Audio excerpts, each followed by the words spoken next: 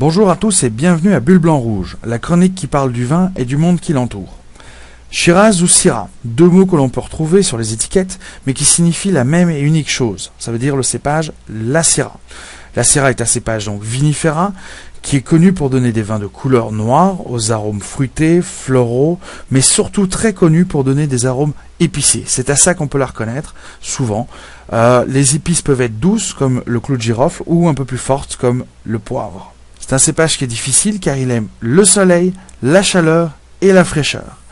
C'est un petit peu son originalité, donc il faut toujours qu'on ait une zone soit en altitude, soit qui soit face au vent, des vents assez frais comme le Mistral qui souffle dans les Bouches du Rhône et qui permet au cépage d'obtenir une certaine acidité, ce qui va lui donner un bel équilibre. Donc ça, c'est pour la Syrah. Qu'en est-il du Shiraz, me direz-vous? C'est là que ça se corse. Les Australiens, eux, ont du soleil et des montagnes en grande quantité. Le cépage y prolifère et donne d'excellents résultats. Mais malheureusement, eux, au lieu de l'appeler la Syrah, l'appellent l'Hermitage, le nom de la fameuse montagne qui propose parmi les meilleurs vins du monde. Mais la communauté européenne rapplique et interdit l'utilisation de tout lieu dit, comme Bourgogne, Champagne, Hermitage fatalement tombe dans le même giron.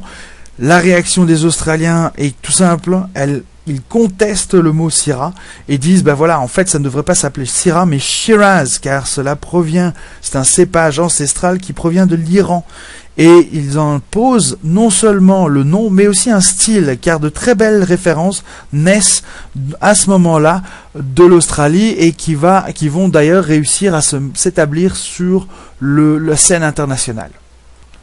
La France fatalement n'est pas contente et elle réplique. Pour ça, tous les moyens sont bons. On sort la California Wine Institute, on fait des énormes tests ADN et on va mettre en évidence l'origine du cépage, la Syrah. Du coup, on en profite, on trouvera même ses parents, la Duressa et la Mondeuse Blanche. L'honneur est sauf et la Syrah est bel et bien française. Mais alors pourquoi est-ce qu'on trouve encore Shiraz sur les bouteilles, me direz-vous? En fait, c'est devenu une marque, un style. C'est un style qui est principalement motivé par l'Australie, mais qu'on va retrouver partout dans le Nouveau Monde, ça veut dire Afrique du Sud, Californie, etc., etc. En quoi consiste ce style?